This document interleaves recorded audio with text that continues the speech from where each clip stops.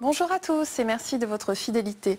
C'est avec un immense bonheur que nous vous retrouvons pour la suite de nos émissions consacrées à ces trois termes essentiels dans le bouddhisme et qui constituent d'ailleurs le cœur de l'enseignement du Bouddha, le karma, le samsara et le nirvana. Nous nous sommes arrêtés la semaine dernière sur la notion de karma, cette loi de cause et d'effet. Nous allons voir plus précisément aujourd'hui le samsara. Comment le définir? Qu'est-ce qui nous maintient dans le samsara? Pourquoi y souffre-t-on? Quelles sont les conditions pour en sortir? Nous en parlons tout de suite avec notre invité, Jean-Marc Falcon-Bello. Jean-Marc Falcon-Bello, bonjour. Bonjour. Je rappelle que vous pratiquez le bouddhisme depuis le début des années 80, que vous êtes le traducteur de Lama Tenzang et que vous êtes aussi le président du Centre d'études tibétaines de Montchardon. Vous êtes par ailleurs journaliste à la télévision suisse romande. Merci d'être avec nous. Merci. Avant de voir plus précisément ce que signifie le terme de samsara avec notre invité, je vous propose d'écouter ce que ce mot évoque, ou pas, pour certains d'entre nous.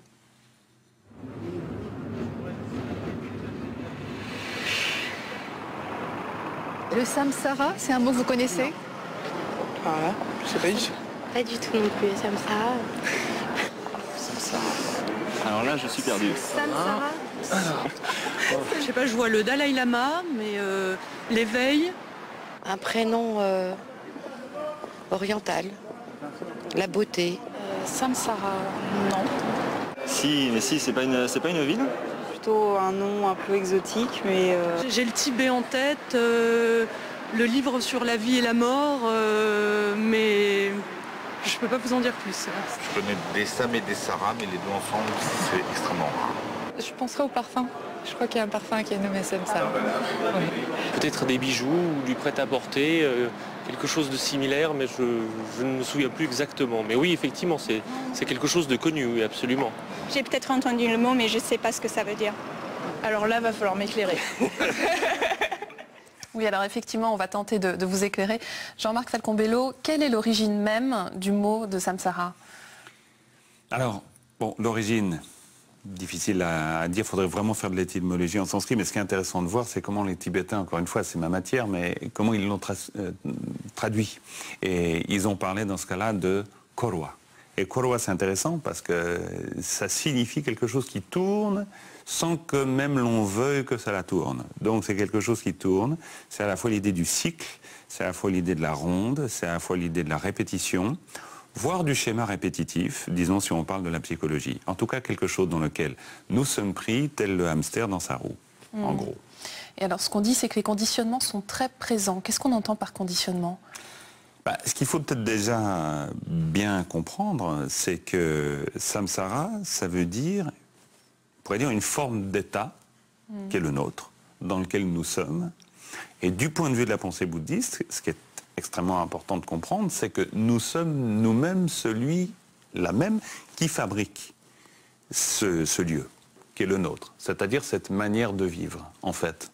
Donc le samsara, c'est ça aussi, c'est-à-dire ronde parce qu'il y a cette idée des existences qui se suivent sans cesse, mais ronde intérieurement dans le sens où nous tournons souvent en rond, c'est-à-dire dans le connu, dans nos manières d'être convenues, dans nos conditionnements. Donc on doit comprendre le samsara directement lié à ce conditionnement. C'est comme, on pourrait dire, l'expression visible de notre conditionnement, en fait.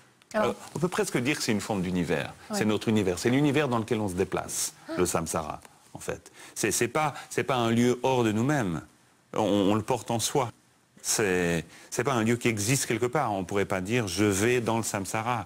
Donc ça décrit, en fait, tout simplement le monde. Le monde dans le sens, le monde dans lequel je vis, mais dans lequel vous vivez. Alors on a des interactions, bien sûr, avec les uns avec les autres, mais on pourrait dire qu'en même temps, chacun est porteur d'un bout du monde qui est le sien, qui est sa manière de percevoir, qui est sa manière de vivre, donc aussi d'être conditionné, avec plus ou moins de marge de manœuvre à l'intérieur de cet univers-là. On peut se demander quand même ce qui nous fait souffrir dans ce samsara. Enfin, déjà, qu'est-ce qui nous maintient dans cet état et qu'est-ce qui nous y fait souffrir? Eh bien, c'est très intéressant parce que ce qui nous maintient, c'est d'y croire, en fait. C'est comme une pièce de théâtre. C'est comme un film. On est pris dedans. Donc c'est une illusion? Oui, mais c'est une illusion très spéciale parce que c'est une illusion qui s'est matérialisée, en fait. Mais ce qui nous maintient dedans, c'est vraiment d'y croire. Mais pourquoi cette souffrance? Justement, est-ce que c'est une espèce de désillusion ensuite, une forme de trahison? On se rend compte que tout cela n'était pas vrai?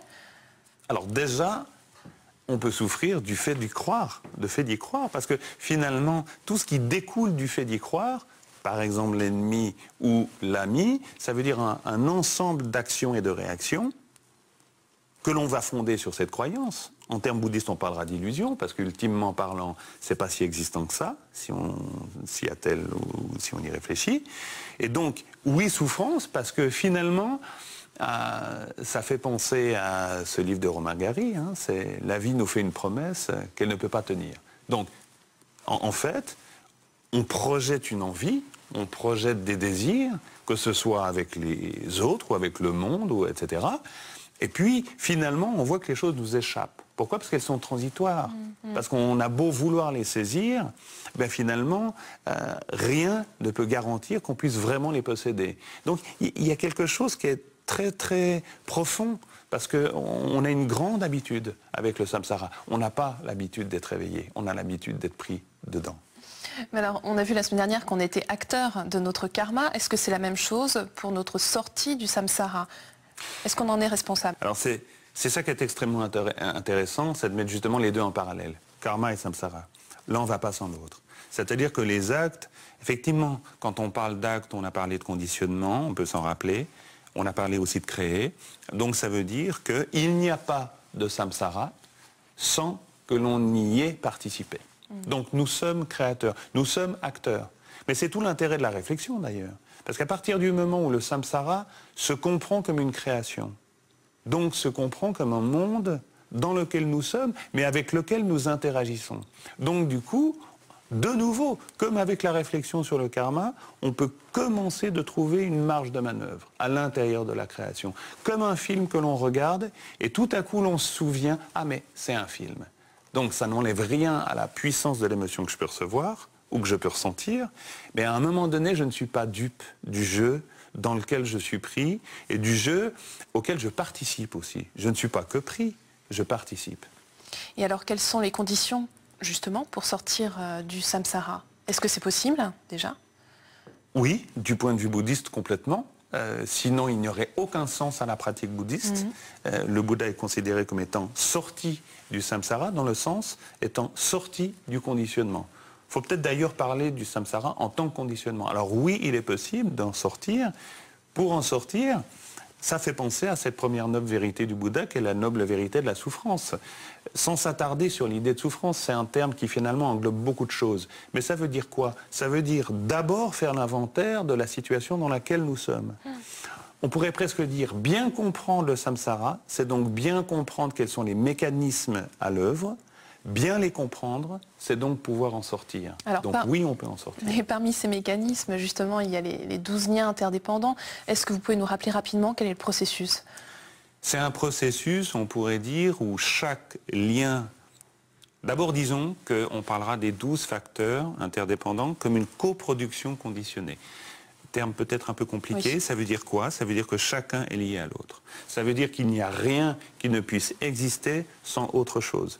Donc là, par exemple, dans tout ce qui constitue le samsara, on va partir de l'ignorance et on va dire que parce qu'il y a ignorance, il y a donc toute une suite, comme une chaîne de situations, de perceptions, etc., qui vont faire que nous donnons de l'eau au moulin. En fait, c'est ça. On l'alimente. Les 12 facteurs interdépendants, c'est cela. Mais ce qui est très intéressant avec l'idée d'interdépendance, c'est qu'en fait, il n'y en a pas un seul qui existerait sans l'autre.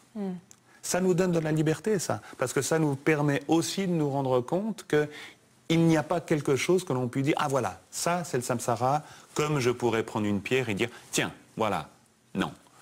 En fait, et c'est le truc très bizarre, j'ai envie de le dire comme ça, parce qu'à la fois nous sommes dans cette réalité qui nous semble très très vraie, mais si on l'examine en détail, on se rend compte qu'il suffirait qu'il vienne à manquer une partie qui la constitue pour que tout s'effondre, pour que tout devienne beaucoup plus friable. Donc comprendre les 12 facteurs interdépendants, c'est en fait comprendre quelle est la mécanique à l'œuvre pour que, une fois que toutes les pièces sont bien agencées, ça puisse tourner, comme une horloge. Est-ce que vous pouvez nous donner quelques exemples des 12 liens interdépendants, Jean-Marc Falcon-Bello? Par exemple, on peut prendre le premier, c'est l'ignorance. Alors l'ignorance du point de vue bouddhiste, ça veut dire que l'on ignore quelle est notre véritable nature. Alors pourquoi la placer en premier? C'est parce qu'en fait, si on ignore quelle est notre véritable nature, il va se développer quelque chose de cela. Il va se développer par exemple l'idée que le je existe dur comme fer, vraiment. Et qu'à partir de là, si le je existe dur comme fer, donc de la même manière, l'autre existe.